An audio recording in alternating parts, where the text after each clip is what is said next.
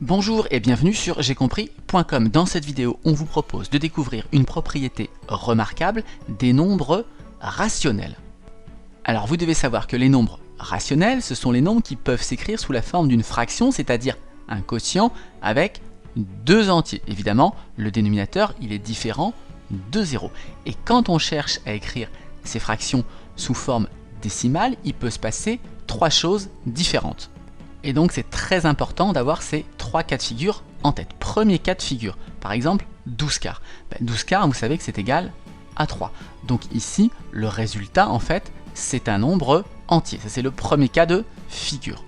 Deuxième cas de figure, regardez 7 demi. Et bien 7 demi, 7 divisé par 2, ça fait 3,5. Et là, on obtient bien un nombre décimal. Notez qu'un nombre entier, c'est également un nombre décimal. Donc ces deux fractions-là, elles admettent des écritures décimales. 12 quarts et 7 demi, ce sont des nombres décimaux. Par contre, regardez le dernier cas de figure, 40 sur 11. Alors c'est un petit peu plus difficile à faire de tête, donc on va poser la division. Donc allons-y, dans 40, combien de fois 11? 3 fois. 3 fois 11, 33, il reste 7. J'abaisse le 0, je mets la virgule. Dans 70, combien de fois 11? 6 fois, ça fait 66, il reste 4. Je continue, dans 40, combien de fois 11? 3 fois, 3 fois 11, 33, donc il reste de nouveau 7. Et là, regardez, on comprend que la division ne va pas tomber juste, puisque je retombe sur le cas précédent. Je vais de nouveau abaisser un 0. Dans 70, il y aura de nouveau 6. 66, il ne restera encore 4. J'abaisserai de nouveau le 0, donc il y aura de nouveau 3 fois 11 dans 40, et il restera encore 7. Et donc je vois bien que ce 63 là, après la virgule, eh bien je vais le retrouver pour toujours. La division ici ne tombant pas juste, 40 sur 11, ce n'est pas un nombre décimal. Il n'appartient pas à l'ensemble des nombres décimaux. Par contre, on dit qu'il va avoir un développement décimal, puisqu'ici, vous voyez qu'on comprend très bien ce qui se passe.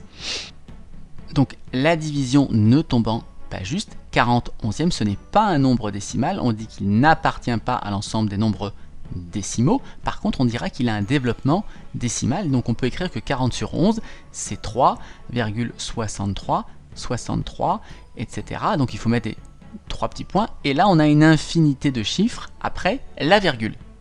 Alors pour éviter les trois petits points, en mathématiques on a une notation, on va écrire que 40 onzièmes, c'est 3, on va mettre 63, et comme ce 63 il n'arrête pas de se répéter, ensuite on va mettre une barre par-dessus. Ça veut exactement dire la même chose, le 63 se répète indéfiniment. Donc si on fait un résumé maintenant de ce qu'on a vu, lorsqu'on a une fraction, il peut se passer deux choses. Soit votre fraction c'est un nombre décimal, le résultat est un nombre entier, ou le résultat s'écrit avec un nombre de chiffres fini après la virgule, comme 3,5 ici. Soit, deuxième cas de figure, le nombre ici n'est pas un nombre décimal. La division ne tombe pas juste. Mais quand la division ne va pas tomber juste, eh bien on aura ce qu'on appelle un développement décimal périodique. C'est-à-dire qu'on aura toujours une série de chiffres ici qui ne fera que se répéter. Et en fait, tout ce qu'on a vu ici, on peut le résumer avec cette propriété. Le développement décimal d'un nombre rationnel, il est périodique à partir d'un certain rang. Alors là, vous allez me dire, on n'avait pas de développement décimal. Mais en fait, on peut toujours considérer qu'on peut rajouter ici une infinité de 0. Et donc, dans ce cas-là, on aura bien un développement périodique. Donc, ces deux cas de figure, on peut les faire entrer dans un cadre plus général. Et puis, une remarque importante, c'est-à-dire que le développement, il va être périodique, mais ça peut être à partir d'un certain rang, c'est-à-dire vous pouvez avoir une fraction qui vous donne des chiffres comme ça qui font n'importe quoi, et à un moment donné, vous allez avoir une série de chiffres, par exemple 321, 321, 321, qui va se répéter indéfiniment, mais le côté périodique, il n'arrive pas forcément tout de suite. C'est pour ça que j'écris à partir d'un certain rang.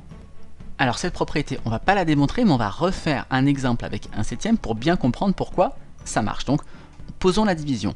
Dans 1, combien de fois 7? 0 fois, il reste 1. Donc j'abaisse le 0, la virgule. Dans 10, il y a 1 fois 7, il va rester 3. Dans 30, il y a 4 fois 7, 28, il reste 2. Dans 20, il y a 2 fois 7, 14, il reste 6. Dans 60, il y a 8 fois 7, 56, il reste 4. Dans 40, il y a 5 fois 7, 35, il reste 5. Dans 50, il y a 7 fois 7, 49, il reste 1.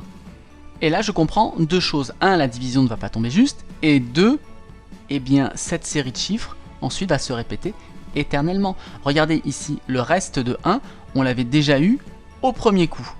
Donc ici, si je continue la division, dans 10, j'aurai de nouveau une fois 7, il restera encore 3. Dans 30, j'aurai de nouveau 4 fois 7, 28, il restera 2, etc. 14, 28, 57 va se répéter indéfiniment. Alors, ce qu'il faut bien comprendre, c'est que lorsque vous faites une division et que le diviseur, c'est 7, les restes possibles, eh bien, ils sont strictement inférieurs à 7. Donc, ça peut être 0, 1, 2, 3, 4, 5 ou 6. Et nous, quand on a fait notre division, le premier reste, c'était 1. Le deuxième, ensuite, c'était 3. Le troisième, c'était 2. Le quatrième, 6. Le cinquième, 4. Le sixième, 5. Et vous voyez qu'une fois que vous arrivez ici dans votre division, le prochain reste. Eh bien, de deux choses l'une, soit le prochain reste, vous tombez sur 0. Et votre division est tombe juste, et donc votre fraction s'appartient à D, c'est un nombre décimal. Mais si vous ne tombez pas sur 0, forcément vous allez retomber sur un reste que vous avez déjà eu. En l'occurrence, ici on est retombé sur 1.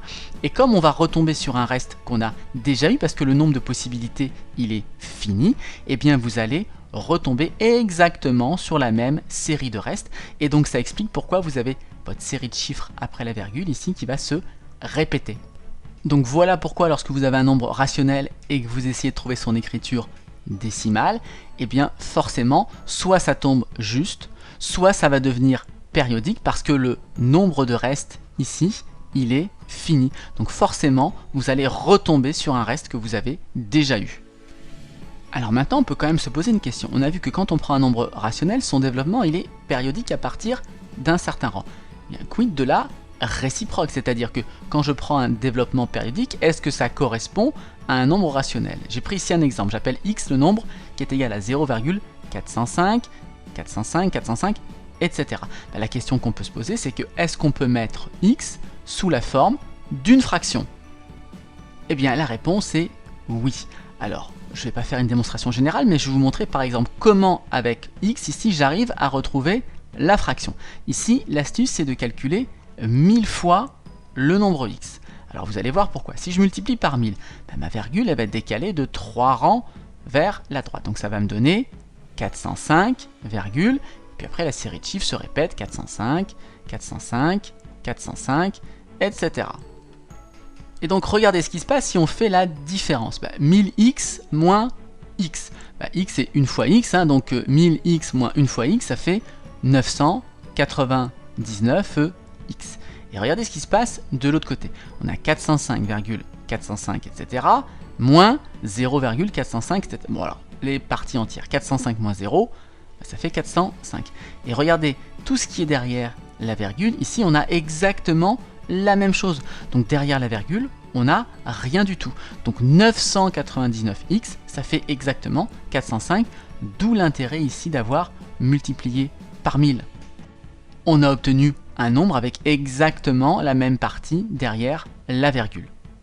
Et si 999 fois x ça fait 405, ça veut dire que x est égal à 405 divisé par 999, et on a bien réussi à écrire x sous la forme d'une fraction. Alors cette fraction on peut un peu la simplifier, on reconnaît la table de 9 en bas, donc je peux diviser par 9, et puis en haut c'est également divisible par 9, ça fait 45 en haut. Et là on reconnaît même la table de 3 maintenant, je vais un peu vite mais vous pouvez vérifier les calculs, 3 fois 37 ça fait bien 111, et 3 fois 15 ça fait bien 45. Donc mon nombre x, si je l'écris sous forme de fraction simplifiée, c'est 15 sur 37.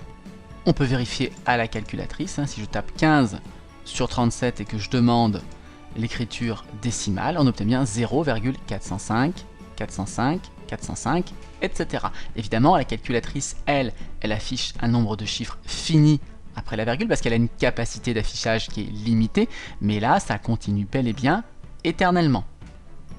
En généralisant donc le raisonnement que je viens de vous faire, on peut écrire que réciproquement, tout développement décimal périodique, à partir d'un certain rang toujours, correspond bien à un nombre rationnel. Et maintenant, comme on a ces deux propriétés, on peut mettre les deux propriétés ensemble et on obtient le théorème suivant. Un nombre réel est rationnel, eh bien si et seulement si son développement décimal est périodique. Donc dès que vous avez un nombre rationnel, vous savez que son développement décimal est périodique, et réciproquement, dès que vous prenez un développement décimal périodique, vous pouvez retrouver que c'est bien un nombre rationnel. Alors on va terminer cette vidéo avec une conséquence de ce théorème. Lorsque vous prenez un nombre comme racine carrée de 2, on a démontré, je vous mettrai le lien dans la description, que racine carrée de 2, ce n'était pas un nombre rationnel. Il ne peut pas s'écrire sous la forme d'une fraction. Et bien quand on va regarder son développement décimal, on va obtenir 1,41, 42, etc. Alors idem, la calculatrice affiche un nombre fini de chiffres, mais ça continue, puisque racine de 2 n'est pas un nombre rationnel, c'est pas un nombre décimal non plus, donc il y a une infinité de chiffres après la virgule, et comme ce n'est pas un nombre rationnel, vous savez que cette série de décimales, eh bien vous aurez beau aller chercher aussi loin que vous voulez, vous n'obtiendrez jamais une série de chiffres qui se répètent indéfiniment. Le développement décimal de racine de 2 n'est pas périodique. Voilà, cette vidéo maintenant sur les nombres rationnels est terminée, j'espère que vous l'aurez appréciée. Si c'est le cas, n'hésitez pas comme d'habitude à partager la vidéo et à la liker.